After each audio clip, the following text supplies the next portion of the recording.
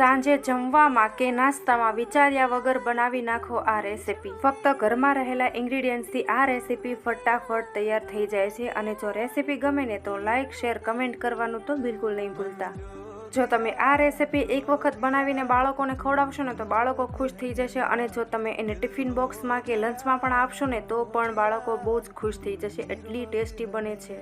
અને જો તમે એક વખત આ નાસ્તો બનાવીને ખાશો ને તો તમે મેગી, પાસ્તા, પીઝા, બર્ગર બધું ભૂલી જશો, એટલી ટેસ્ટી આ રેસીપી બને છે। તો તમે એક વખત જરૂર ટ્રાય કરજો। અને તો ચાલો તેને વિચાર્યા વગર બનાવવાનું શરૂ કરીએ।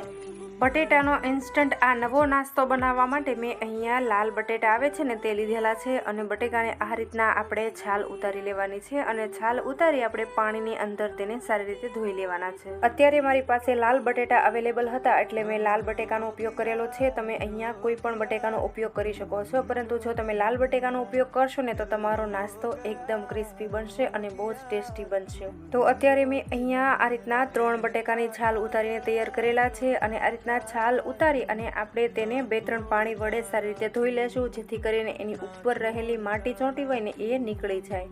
અને હવે આ ધોયેલા બટેકાની આપણે સ્લાઇસ કરવાની છે। તો મેં અહીંયા સ્લાઇસર લીધેલું છે અને આ રીતના બટેકું સ્લાઇસર ઉપર રાખી આપણે બટેટાની જે વેફર કરીને એ રીતના આપણે વેફર બનાવી લેવાની છે।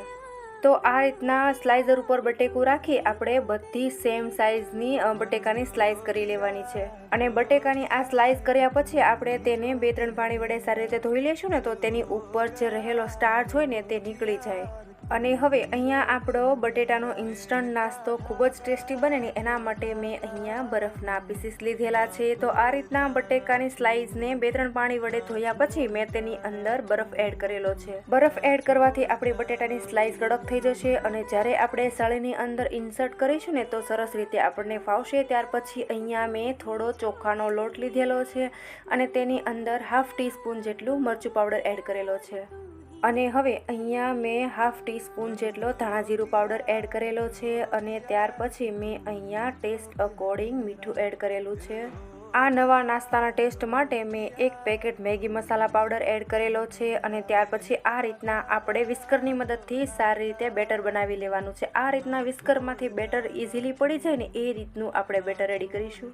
અને હવે આપણે બધી તૈયાર કરેલી વસ્તુને સાઈડમાં કરી લઈએ અને આગળની તૈયારી કરી લઈએ। તો આપણે જે બટેટાની સ્લાઇસ કરીને રાખી હતી ને એને આ રીતના આપણે એક સ્લાઇસ લઈ અને વચ્ચેથી ફોલ્ડ કરી લેવાનો છે। અને ત્યાર પછી મેં અહીંયા જાડી સળી લીધેલી છે અને આપણે તેની અંદર પૂરવી દેવાનું છે। તો આ રીતના મેં બરફ એડ કરેલો હતો ને તો આપણી જે બટેટાની સ્લાઇસ હતી ને એ સરસ એવી કડક થઈ ગઈ છે અને સળીની અંદર ઇઝીલી જતી રહે છે। તો આવી રીતે બધી બટેટાની સ્લાઇસને ફોલ્ડ કરી આપણે સળીની અંદર સરસ રીતે પોરવી અને તૈયાર કરી લેશું। તો તમે જોઈ શકો છો કે અહીંયા મેં 3 સ્ટીકને રેડી કરી લીધેલી છે।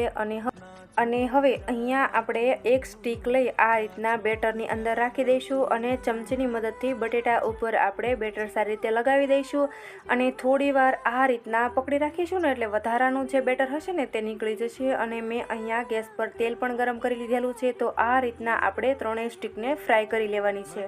અને હવે આ ક્રિસ્પી પોટેટો સ્ટીકને આપણે તળાઈ જઈને ત્યાર પછી એક સર્વિંગ બાઉલમાં કાઢી લઈશું। તો તમે જોઈ શકો છો કે અહીંયા આપણો crispy potato stick crispy ready થઈ છે।